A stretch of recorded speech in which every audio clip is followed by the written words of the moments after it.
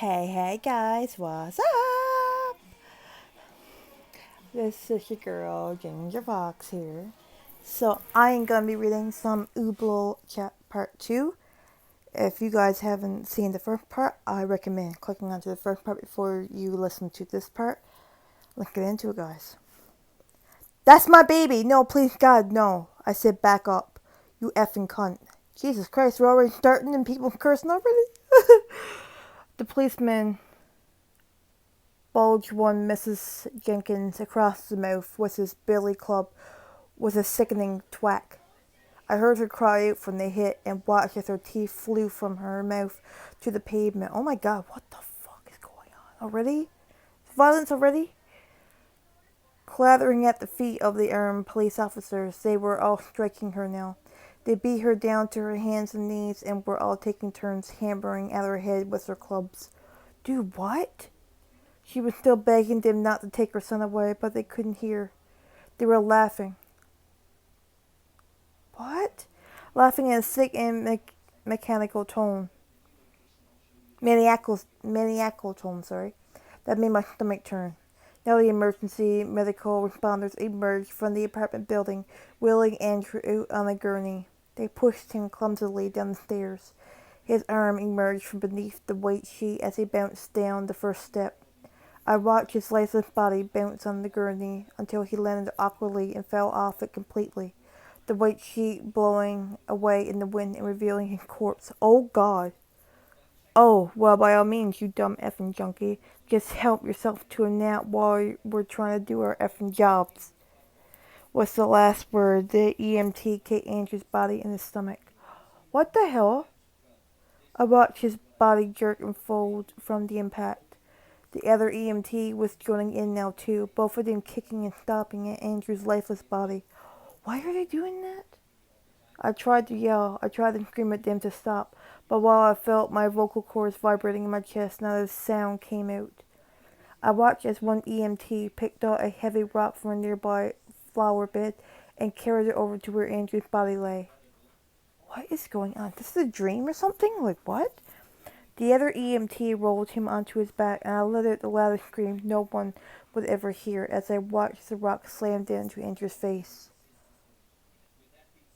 I heard a deep crunch and knew his skull had cracked. His head rolled to the side and faced right at me, bleeding and crushed. Then I saw his eyes open, those big green eyes surrounded by a bloodshot white. The end is the beginning, Doctor, he said to me with his jaw half attached. The end is the beginning. And then I heard him say it, soft yet loud, small yet commanding, sharp as a knife yet smooth as water. Ubloo. I shot up from my bed, panting and covered in sweat. Okay, so it was a dream. Or nightmare, really. I reached frantically in the dark at the bedding next to me until my hand gripped my flashlight. I turned it on and shined it around the room, darting from one corner to the other. Looking for something, anything, but there was nothing there. Nothing there except for the stacks of boxes that littered my hotel room. I turned my nightstand light on and checked the time. 4:12 a.m. 3 hours of sleep would have to do. I pulled open the nightstand drawer and grabbed the pill bottle from inside. It was half full. I would need to write myself a new prescription soon, which couldn't have come at a better time because it was looking like it was just about time to move again. I opened the bottle and threw 2 Adderall into my mouth. Adderall, sorry. I grabbed the glass of water I left out for myself and drank half of it. I was going to have to start packing now if I wanted to make good time finding a new hotel. I stood up and stretched my legs and back. Now that I'm practically running on drugs and minimum sleep, I can feel my body falling apart. I walked over to the dresser and twisted the cap off the bottle of gin from the night before. I took a long swig and cringed at the taste.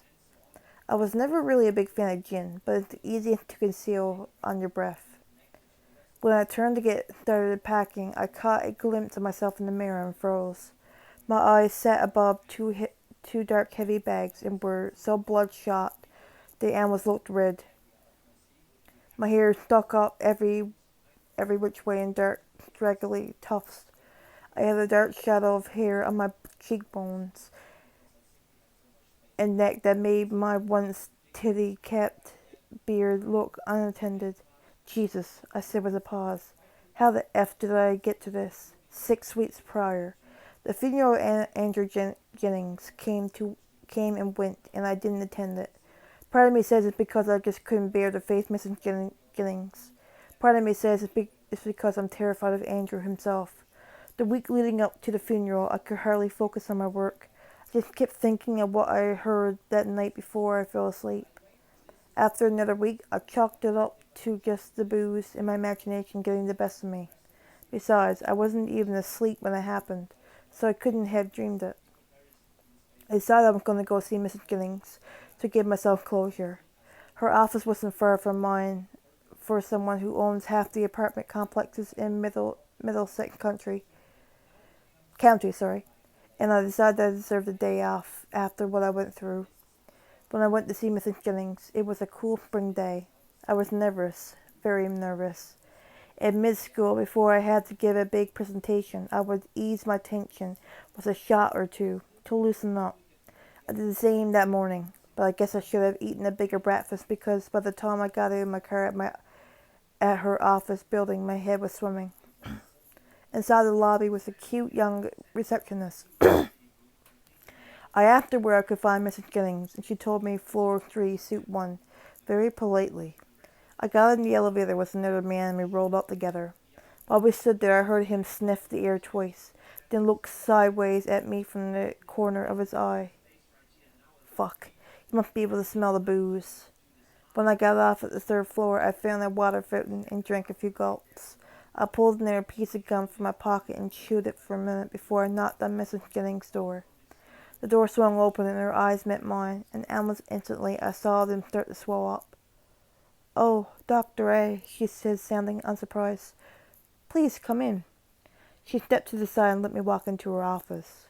Immediately I noticed that she was in the process of packing her things, and the office was practically bare save for a few papers and her computer.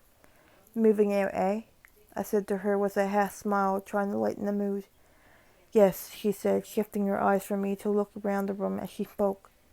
"I found someone who's going to buy all my property. Normally it would be too much, but I gave them a great price. I'm going to travel and see Europe like myself and Robert always wanted to." "Well, that sounds exciting," I said a little too enthusiastically. I saw the sadness creeping out of Mrs. Jennings and continued on, changing the subject. "Mrs. Jennings, I'm terribly sorry to hear about Andrew. He was a very bright young man. The spot on the waterworks. He was," she sobbed. "And I want to thank you, Doctor. That day when he left your office, he called me and told me he felt better than he had in years. Thank you for giving me that one moment of having my son back before I lost him for good." She started to cry. I looked around her office nervously, and my eyes found a photograph of a young Mrs. Jennings standing next to a tall, broad-shouldered man with a big smile, and a young, handsome Andrew. At his side sat a golden retriever, who must have been Buster. I remember the dream Andrew told me about him and shuddered. I walked over to the photograph and picked it up out of his box. "This must be Robert, no?" I asked. She looked up from sobbing and saw the photograph in my hands. "Oh, yes," she answered as she walked over. "That's my Robert there. Lord, he was so handsome. And of course there's Andrew and his dog, Buster." A chill ran up my spine as she said his name. Something told me Mrs. Jennings knew very little, if not nothing, about the dreams her son was having. I looked down at the box. I took the photograph from and saw a proposal to buy a property. I was about to look away when something caught my eye. "Mrs. Jennings," I said, not lifting my eyes from the paper. "Please, dear, call me Gloria. I don't feel like much of a missus anymore." "Gloria, I thought all the property you owned was in Massachusetts." She blinked at me for asking such an out-of-the-moment question. "Well, yes, dear, it is," she answered, studying my face. "Sorry, it's just I couldn't help but notice this proposal here for a property in Louisiana." She looked lost for a second, and then I saw the memory hit her. "Oh, yes, that was a property Robert was looking into. He simply adored that Louisiana house. I'm not too sure how he even found the place, quite honestly. In fact, when he first started flying down there every other weekend, I was all but sure he was having an affair. But when I asked if I could come with him, he didn't put up a struggle at all. She picked up the proposal and thumbed through the pages until she found a picture and handed it to me. The house was huge and old, with big columns that framed the front of it, and a black gated fence around the yard. The windows were too dark to see through, but it looked to be 2 stories, only wide enough barely to fit in the picture. It looked a little run down, but I could see why Robert was interested in this house. It had potential to be absolutely gorgeous. After looking over the picture for some time, I finally spoke. "And this house?" I began. "Are you selling this as well?" "Why, no, we don't own it, Doctor," she said, looking hurt by those words. Robert passed before we could finish out the paperwork. Such a shame, too, because the place was lovely. I don't know why, but my heart sank a little bit with this. But Robert visited there often, right before his death? I asked. Yes, he did, Gloria responded. The funny thing is, Robert was known for closing on property quickly. Sometimes too quickly, she said with a chuckle.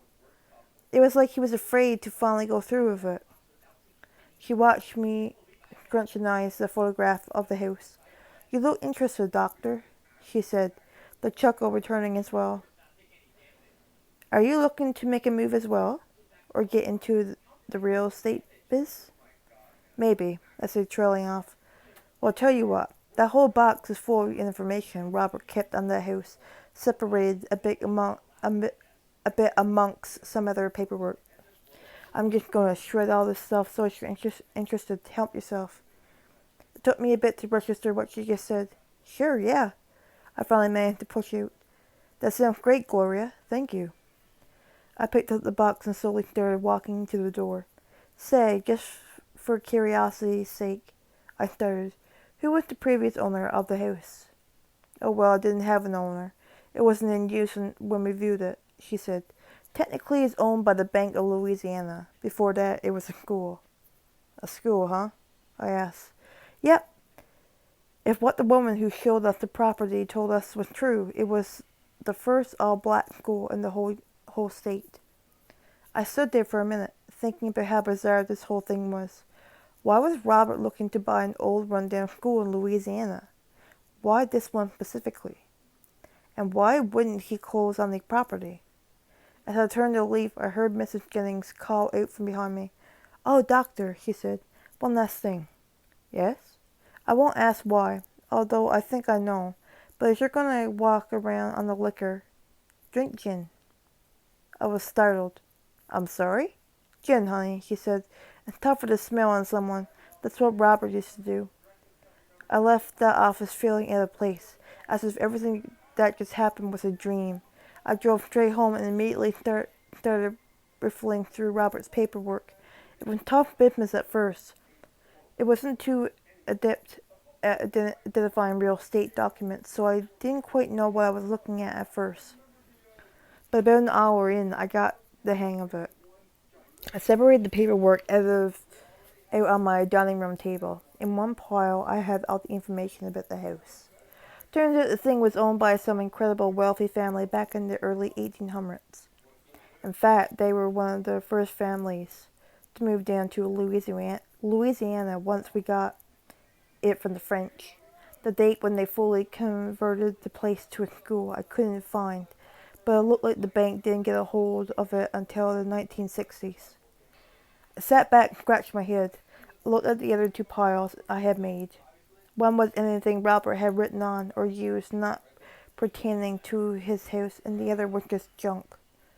I walked over to the junk pile and started putting the papers back into the box. One by one. Halfway through the pile, I got to a beat-up looking manila folder. I undid the clips and pulled the papers out from inside it. I thumbed through the first few pages, more rental agreements for Massachusetts properties, Sorry if I have a hard time saying some words to us. I was about to throw them in the box when I noticed a series of numbers on the corner of a page. 12/4/21. I pulled the paper and studied it. It was a rental agreement for a studio apartment in Cambridge.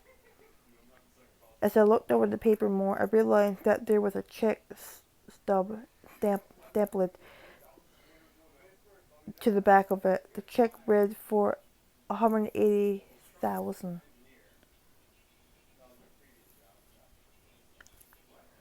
Wait, 180 million? Was it million? Made payable to the Cambridge Realty Trust Company. He had paid for this property in his name for 10 years. I found this odd. Why would one of the biggest apartment owners in the state rent an apartment for someone else? I dropped the envelope on the table and heard a clink. I picked the envelope back up and turned it upside down. I felt something slide down the envelope and into my hand, and when I looked, I found a key with unit E335 etched into it. I looked back over to the rental agreement, and sure enough, the address of the property read 365 Broadway, St. Unit E335, Cambridge, MA. I froze for a half second and frantically searched for my coat. I couldn't tell you why I felt the urge to go see the place now, but it all just felt too abnormal to ignore. My instincts were telling me to go to there, and I was going to trust them. I got to the apartment fairly quick and bounded upstairs. The front door was locked, and I tried the key. The key fit snugly into the lock and turned with ease. I felt my nerves leap. I entered the lobby and found the staircase. I ran up the stairs 2 at a time until I reached the 3rd floor. I opened the door, and sure enough, right in front of me was unit E335. It felt like time froze, and I was just standing there staring at this door. This morning I was drunk, trying to find closure, and now here I am riffling through a dead man's things and walking his footsteps. Who am I doing this for? Me? Robert? Andrew? I shook the thoughts from my head. It's my day off, I rationalized. I'm just killing time playing detective. I walked up to the door and slid the key into the lock and turned the doorknob. The door swung inward, and I was staring into one big room. I found a light switch and flicked it on. The room was your typical studio apartment. Kitchenette and bathroom all in one big, spacious area. But there was no furniture. The entire room was completely empty, walls bare, except for the middle of the room, where sitting there on the floor, facing me was the safe. I walked slowly up to the safe and put my hand against it. The metal was cool. I tried to move it, and it was incredibly heavy. It must be thick. I stood there and looked at it, pondering the peculiarity of the whole thing. Then I knelt down, and expecting it not to work, entered in 3 numbers, 12/4/21. I heard the mechanism inside click, and my heart skipped a beat. Slowly, I swung the door open and peered inside. Sitting at the bottom of the safe were 2 books. I picked the first one up and read the cover. The Personal Journal of Robert A. Giddings. My hands were shaking. I took the book out from behind Robert's journal and studied it. The writing was in some weird language. The writing was in I had never seen before. I flicked open the cover and found a folded up piece of paper. I took the paper and unfolded it, and my stomach dropped. It was almost an exact copy of the picture Andrew drew for me that day in my office. Black and white, sitting there staring into my very existence was that terrible monster, Ubloo. I don't know what happened first, shutting the book or getting up to leave. I don't know why, but I couldn't be in this room anymore. I wasn't supposed to find these things. With the books in my arms, I ran out the apartment door without even shutting it behind me. I ran straight to my car, threw the books on the passenger seat, and drove straight home. When I got there, I grabbed the books again and sprinted inside. Looking over my shoulders the whole way, I got inside and slammed the door, ran over to my dining room table, and threw the books down. I immediately started going through the pages of this weird language book. It was incredibly old and full of pictures. I got halfway through when I stopped on a page with a drawing that looked like a crudely drawn Ubloo. I frantically searched through the rest of the book, but I couldn't make heads or tails of the language, so I cast it aside. I then grabbed Robert's journal and opened it to the first page. My name is Robert A. Jennings, and for the past year I have been afflicted with paranormal encounters in my dreams by a monster I call Ubloo. I know how this must sound, but everything I write in here must be taken with the utmost gravity, as I fear I will not be around much longer. I couldn't believe what I was seeing. This must have been a dream. This had to be a dream, some sort of effed up dream. I flipped through the next 2 pages and saw recordings of dreams Robert had that were absolutely horrible. Dreams of standing on the ground and watching his son jump off a 6-story building, only to splatter on the pavement right in front of him over and over again. Dreams of walking in on his wife cheating on him with their neighbors, his son videotaping it and then turning on Robert and beating him senseless while his wife laughed. Dreams of his parents being burned alive while the fire department laughed and molested his wife. What the fuck? Terrible things. How this man lived so long with such a burden I would never know. I quickly flipped through the pages until there were nothing but white. I stopped when I reached the end and I knew Robert had died before he could fill his journal. Slowly I flipped backwards until I reached the last page he had written on. When I read the words, I dropped the book as if it were flaming hot, and recoiled a few steps back, staring at it on the floor. The damage was done. Those horrible words itched into my mind's eye. The end is the beginning. I paced around the room for a long time and thought hard about everything that happened. Just then, I heard a noise in my kitchen. I walked in to investigate and then felt a blinding pain across the back of my skull. I dropped to the ground face first, and my head felt like it had split. "Look, baby, he is home," I heard an unfamiliar face say. I watched as a pair of black boots walked up next to my face and lightly kicked me in the forehead. "Wakey, wakey, Doc." From the ground I could see a pair of boots. All at the other end of my kitchen I saw another man, dressed all in black with a ski mask, holding a gun up to a girl's head. "Please, doctor. Please, Dr. A, help me, please." I recognized that voice from somewhere, but where? "Shut the F up, bitch. He can't help you," I hear the other man say as he pistol whipped the girl in the side of the head. She began to cry. My vision came into focus, and then I realized who she was. She was Andrea, my receptionist. "Andrea!" I yelled, but I was then kicked in the stomach by my attacker. "Didn't you hear my buddy?" he said as he stood over me, writhing in pain. You can't effing help her." He took a step back and stomped, and I felt his heavy boot come down onto my kneecap and felt an exploding pain. Exploding pain in my leg. I screamed loudly and clutched at my leg, but when I did, the man only kicked me again, which hurt even worse the second time. "Please, Dr. A, please help. They said they're going to kill me," Andrea pleaded from the back of the kitchen. "Bitch," I said, "shut the F up." I heard the thwack of the pistol hitting Andrea again and heard her sob. "That's right, baby doll," the first man said. "We're going to kill ya. But first, we're going to hurt ya. And then, we're going to have a little fun." "No. Stop. That's horrible." "No, please stop." I looked up just in time to see the muzzle flash, hear Andrea scream, and then, almost like it surfaced from all the noise of screaming and gunfire, I heard it in the back of my head. "Ubloo." I woke up in pitch darkness and realized I had been screaming. My throat was sore, and my shirt was soaked in sweat. I began to panic. I realized I was sitting at my dining room table and ran to the light switch. I flicked it on, but nothing was there. No noise, no one in the kitchen, nothing. All at once it came back to me. How could I forget falling down? How could I forget falling asleep? After I saw those words in Robert's journal, I sat down and decided to go through the rental agreements again, which were all laid out in front of me. I must have fallen asleep doing that.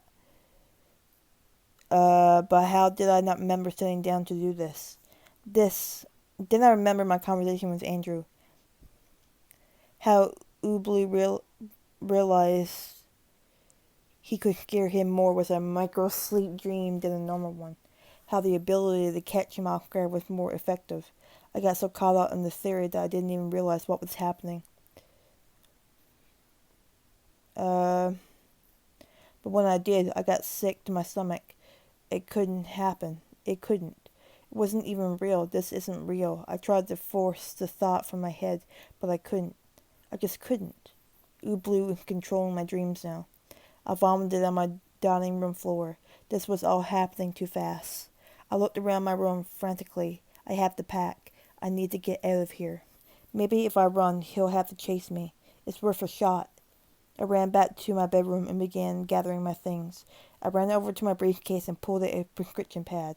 I was definitely going to need this. I began packing in a frenzy before I even realized I didn't know where I was going. It didn't hit me. Louisiana. I'm going to fly to Louisiana. I packed most of my things with this being the idea, but I began to feel queasy thinking about it. I couldn't bring myself to admit I was going to this place to continue Robert's work. I couldn't yet. I didn't know enough. I'll drive. I'll stay in hotels along the way and do research. Read Robert's journal. Figure out what this other book says. Research that house Robert wanted to buy. I had too much work to just fly to Louisiana. I had to learn. I had to study everything Robert wrote down and knew if I was going to have a chance at getting rid of Ubloo. 6 weeks later. I pulled my bag behind me as I approached the checkout counter. Leaving us so soon, Mr. Aben? The girl behind the counter said to me. Yes, sorry, but I need to get back on the road now, I said with a smile. Well, it's a pleasure having you. I always feel safer working here when a doctor stays with us. She smiled back. I said my goodbyes and headed for the door. I checked my watch. 7:01 a.m. Perfect. I'll be in Mississippi by the evening. Then I'll be able to find a place and hopefully meet up with Illy. Illy? If he's willing to be up that late. I began to look up for my watch. It would be great to finally know what that book said. In an instant it was gone. But I knew what I saw. I saw it. I effing saw it right before it disappeared behind the corner of the building. Staring at me from around the corner was a gray head with shiny skin and 2 deep black empty eyes. At the bottom of that head was a long snout that dangled and whipped with his head as he pulled it back. I stood there frozen with my bag in my hand. I stood there and I waited. I waited to wake up, but I didn't. So wait, he is real in real life? What? No way. I'm assuming that he is actually real in real life then. What the hell? And not just in his dreams. Wow. I hope you guys enjoyed this story. As always, stay safe and take care. Bye-bye.